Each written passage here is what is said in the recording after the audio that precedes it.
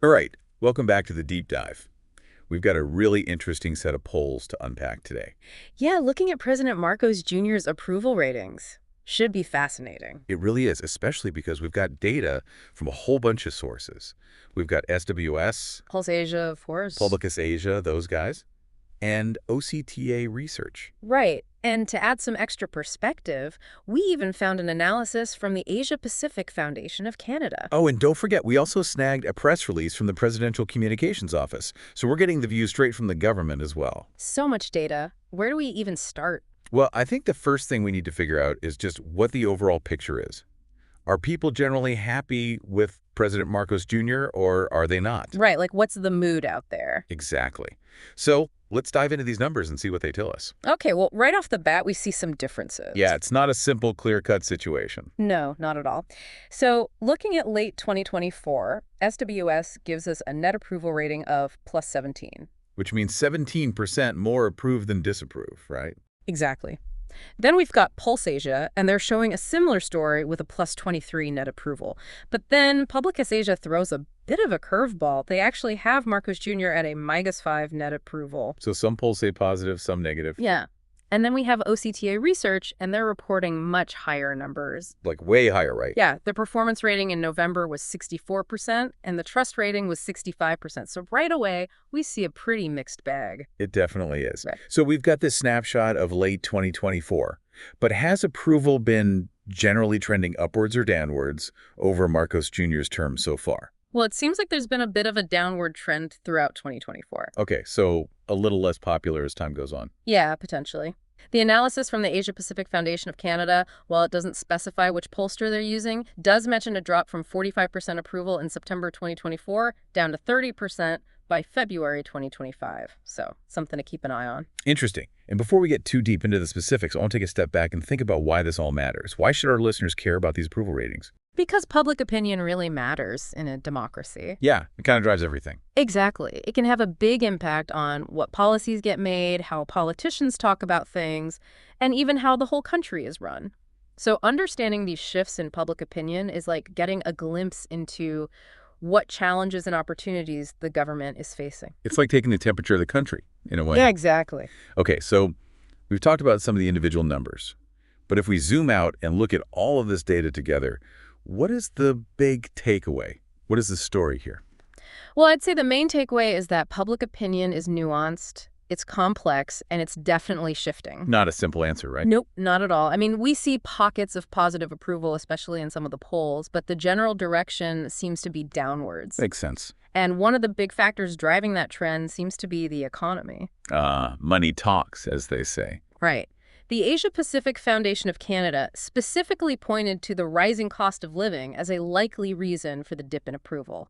And that makes sense. When people are struggling to make ends meet, they tend to be less happy with those in charge. Pocketbook issues, right? Those hit close to home. Exactly.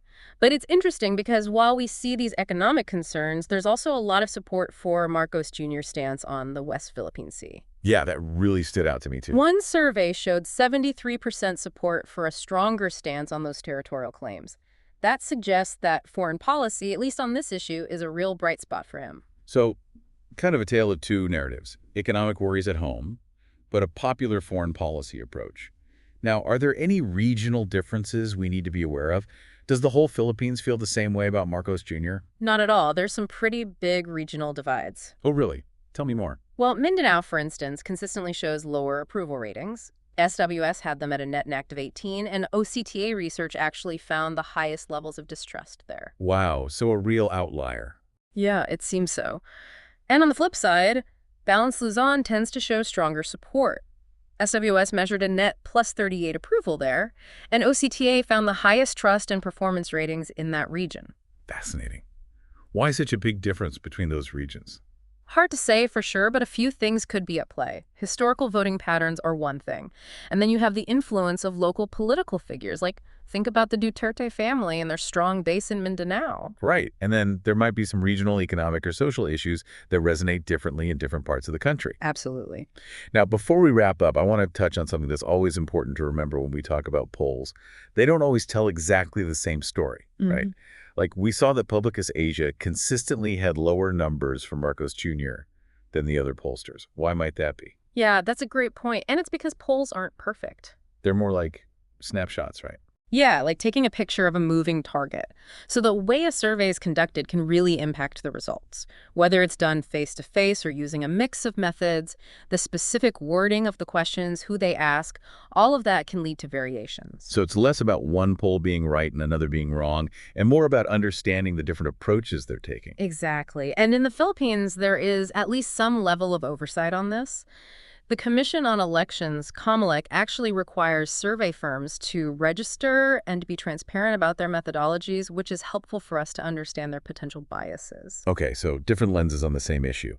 Now, before we go, were there any areas where the survey showed particularly high levels of satisfaction with the Marcos Jr. administration? Yes, definitely. The December 2024 SWS survey found that people were quite happy with things like providing aid to disaster victims, supporting children's education, programs to help the poor, creating jobs, and supporting science and technology. They were also giving good marks on things like his approach to the West Philippine Sea, keeping food supplies secure, and being ready for typhoons. Okay, so some definite wins there. Yeah, it wasn't all negative. But one area where he got more moderate ratings was on efforts to fight hunger. Interesting. So we've got areas of success, some pretty big challenges, and these really interesting regional variations in how people feel about things. It's a lot to take in.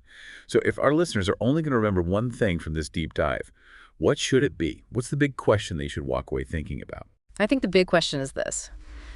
What do these shifting approval ratings, especially with how different they are between regions, tell us about Marcos Jr.'s ability to tackle the challenges and really capitalize on the opportunities he's got in this next year?